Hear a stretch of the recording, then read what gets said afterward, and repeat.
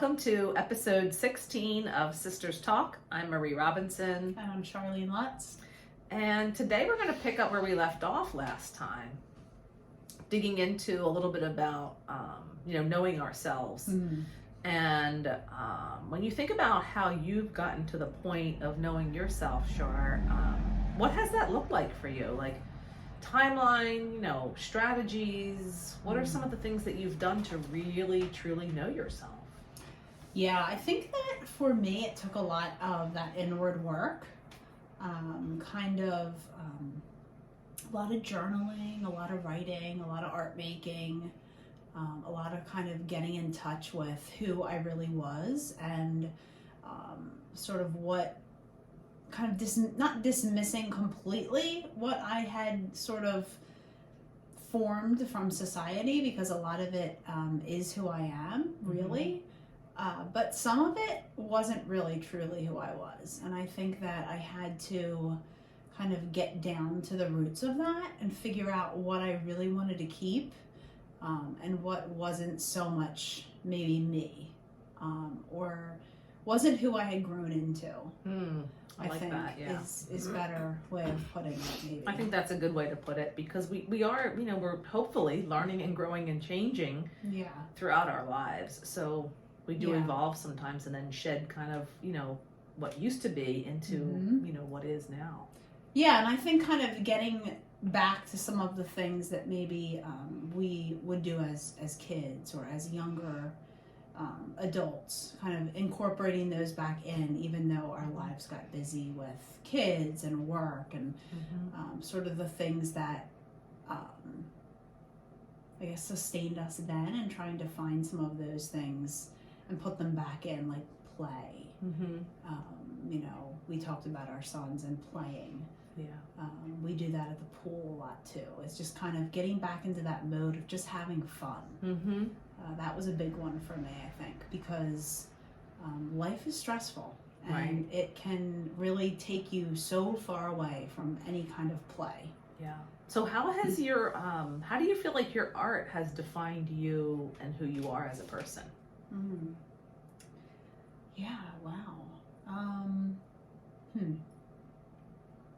Well, I think that art has always been a huge part of who I am. I knew from a really young age that I wanted to be an artist and make art.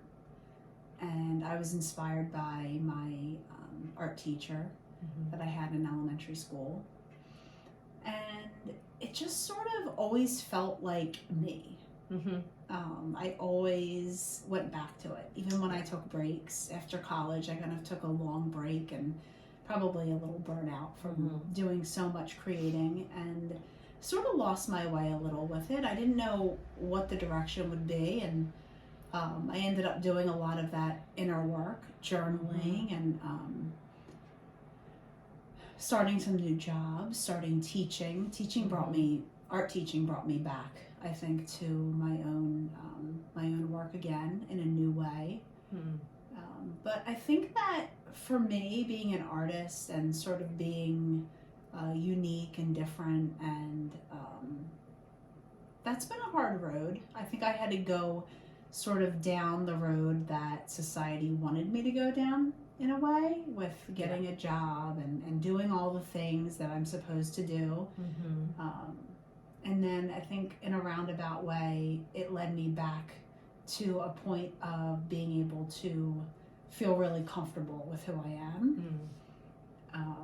So I don't know if that is a summed up version, but I know that art's always been a huge part of my life, and it has helped me to heal in many ways. What would you say for you? How have you figured out who you are? I think the way that I kind of characterize it, it's kind of funny, I guess, the way I see it in my mind.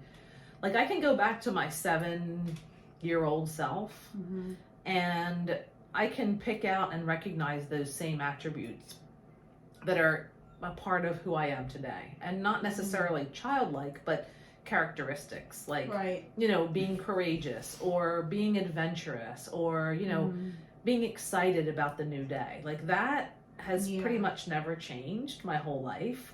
Although I had a period of time I feel like from maybe late teens until probably early 30s or late 20s at least, that I was on that kind of like, here's what society says I should be doing. You know, I'm in a relationship, so you know, I'm gonna finish college. I got my degree, and I got married, and then it's, you know, you're gonna have kids, and you know, in my case, you know, having that separation and divorce, I'll never forget the moment when the kids were, you know, with their other parent, and I stood in the living room, and I had this chunk of time to myself, and I was kind of like, like what do I like to do? And that really sparked some new things for me.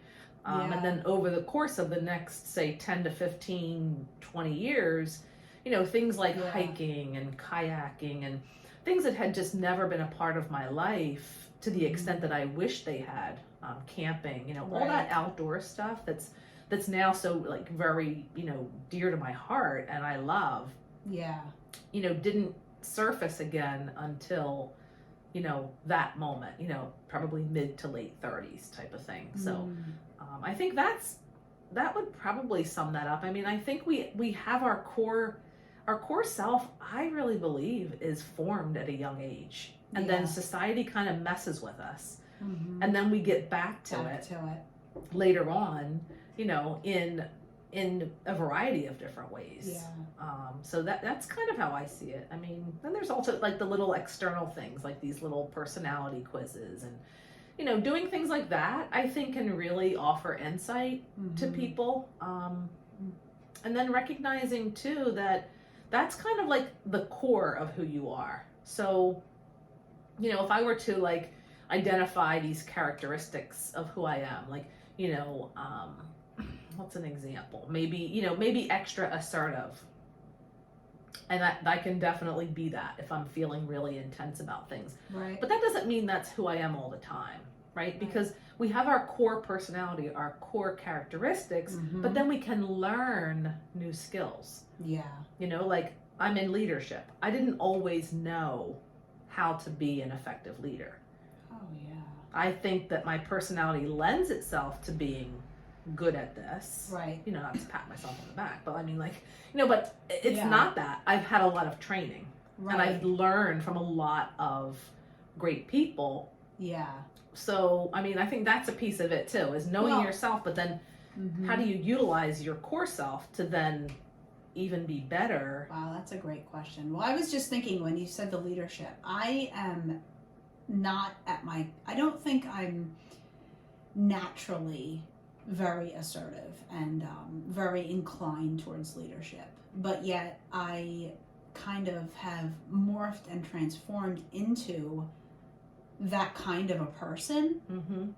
And I think that all the experiences in my life have fueled that into happening. So sometimes I think it doesn't need to be in our nature, but if we nurture it and if we have something in us that needs to be shared with the world, and it's supposed to be shared with the world, it's going to come out. And I think that when we start to live our lives and take those paths down to those authentic places that are really sharing our gifts, when we slow down and honor our true selves, and not stay on the, you know, pathway that society has put us on.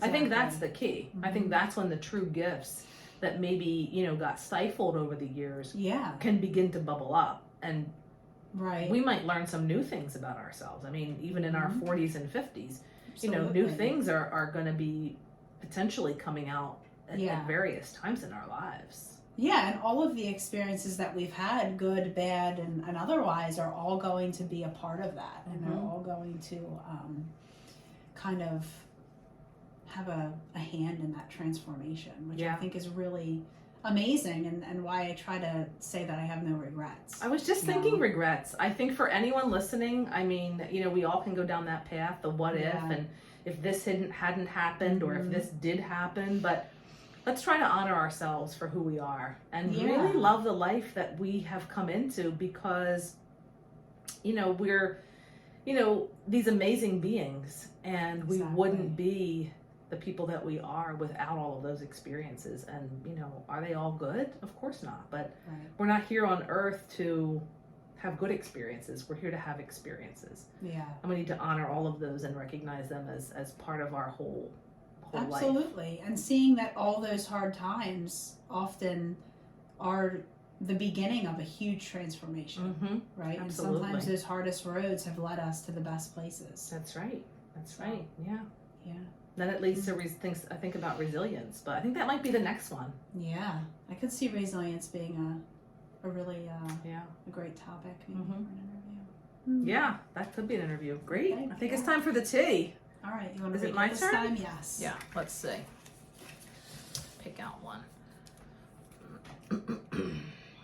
The day you stop racing is the day you win the race. We were just talking about slowing down. Unreal. Right. Love it. Thanks everyone for joining us. See See you you next time.